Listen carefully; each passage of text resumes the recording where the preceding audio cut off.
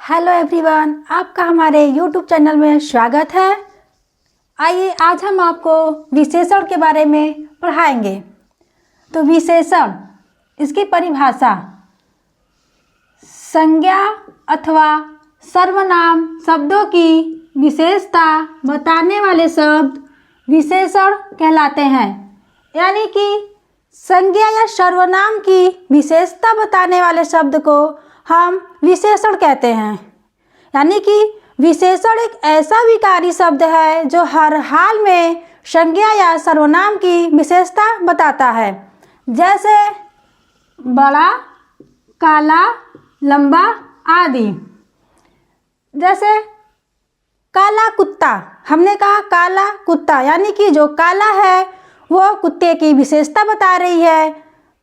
ठीक, अब आए हैं विशेषण के प्रकार पे। ठीक, विशेषण कुल 4 प्रकार के होते हैं। पहला गुणवाचक विशेषण, दूसरा संख्यावाचक विशेषण, तीसरा परिमाणवाचक विशेषण, चौथा है सार्वनामिक विशेषण। आइए पहला देखिए, गुणवाचक विशेषण। जो शब्द किसी व्यक्ति या वस्तु के गुण, दोष, रंग, आकार, अवस्था, स्थिति, स्वभाव, दिशा आदि का बोध कराए।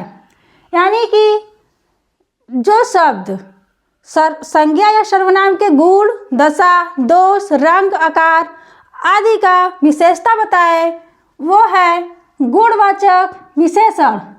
जैसे गोरा, लंबा, मोटा, काला सब आ जाएगा गुणवाचक विशेषण में। दिशा भी, स्वभाव सब गुणवाचक विशेषण है। ठीक, आइए दूसरा चलते हैं, संख्यावाचक विशेषण। नाम से प्रतीत हो रहा है संख्यावाचक, यानी कि संख्या। ठीक, संख्यावाचक विशेषण जिसमें संख्या का बोध हो। अब संख्यावाचक विशेषण को 2 भागों में बांटा गया है। पहला है निश्चित संख्यावाचक और दूसरा है अनिश्चित संख्यावाचक। नाम से देखिए, निश्चित यानी कि वो निश्चित हो, और अनिश्चित यानी कि कुछ भी हो जिसे पता न चले कि वो कितना है, वो अनिश्चित है। तो निश्चित संख्यावाचक में 1, 2, पहला, दूसरा, प्रथम, दर्जन सब आ जाएंगे निश्चित संख्यावाचक में। और अनिश्चित में कुछ, कोई, थोड़े आदि, यानी कि कुछ लोग, थोड़ा पानी, ये सब अनिश्चित है। ठीक, अब आइए परिमाणवाचक विशेषण। तीसरा है परिमाण, यानी कि माप, तौल और मात्रा का बोध हो। परिमाण में माप, तौल और मात्रा, यानी कि 2 लीटर, 2 किलो, ये सब परिमाणवाचक विशेषण के अंतर्गत आएंगे। और ये भी 2 प्रकार के हैं। पहला है निश्चित परिमाणवाचक विशेषण और दूसरा है अनिश्चित परिमाणवाचक विशेषण। निश्चित में 2 लीटर, 2 किलो ये सब निश्चित है और थोड़ा पानी अनिश्चित है। अब आइए चौथा, सार्वनामिक विशेषण। सार्वनामिक यानी कि नाम से इसमें सर्वनाम, सर्वनाम खुद विशेषण की तरह काम करे, वो है सार्वनामिक विशेषण। यानी कि वह सर्वनाम जो संज्ञा के साथ प्रयुक्त होकर संज्ञा का विशेषण की तरह काम करे, वो विशेषता बताए, वो है सार्वनामिक। यानी कि ऐसे सर्वनाम जो संज्ञा से पहले लगकर उस संज्ञा शब्द की विशेषण की तरह विशेषता बताते हैं, वो सार्वनामिक विशेषण के अंतर्गत आते हैं। जैसे मेरी कलम, कोई बालक, वह आदमी। जैसे हम बोले वह आदमी व्यवहार में कुशल है। ठीक, तो वो आ जाएगा सार्वनामिक विशेषण में। अब आप कहेंगे कि सार्वनामिक विशेषण में कौन कौन से सर्वनाम आते हैं। तो पुरुषवाचक सर्वनाम और निजवाचक सर्वनाम को छोड़कर बाकी जितने सर्वनाम हैं वो आएंगे सार्वनामिक विशेषण में। ठीक, अब 2 शब्द हम लिखे यहाँ पे, विशेष और प्रविशेषण। कि विशेष और प्रविशेषण क्या होता है? तो विशेष यानी कि जिसकी विशेषता बताई जाती है, यानी कि संज्ञा या सर्वनाम जो की विशेषता बताई जाती है तो वो विशेष है। जैसे हम कहें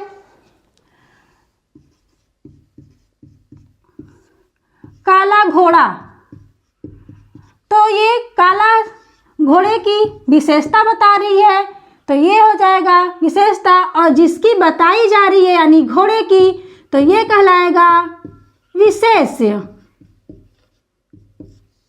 और उसी प्रकार प्रविशेषण यानी कि प्रविशेषण जो विशेषण की विशेषता बताए वो है प्रविशेषण। जैसे हम कहें कि राम सुंदर है, यानी कि राम सुंदर है, तो राम की विशेषता बताई जा रही है कि राम सुंदर है। और वहीं पे हम बोले राम बहुत सुंदर है, यानी कि विशेषण की विशेषता बताई जा रही है कि राम बहुत सुंदर है, तो वो हो जाएगा प्रविशेषण। देखिए जैसे राम बहुत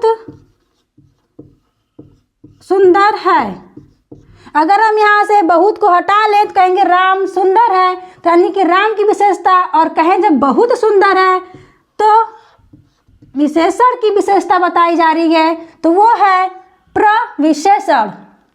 आइए एक बार और देख लीजिए विशेषण क्या है। संज्ञा अथवा सर्वनाम की विशेषता बताने वाले शब्द को हम विशेषण कहते हैं। जैसे सुंदर लड़की, यानी कि लड़की सुंदर है, ठीक, स्वभाव से, दिशा में। और आप एक ट्रिक से समझ लीजिए कि गुणवाचक विशेषण को हम इन तीनों से अलग कैसे कर सकते हैं, यानी कि हम कैसे पहचानेंगे कि वो गुणवाचक है कि संख्यावाचक है कि परिमाण है कि सार्वनामिक है।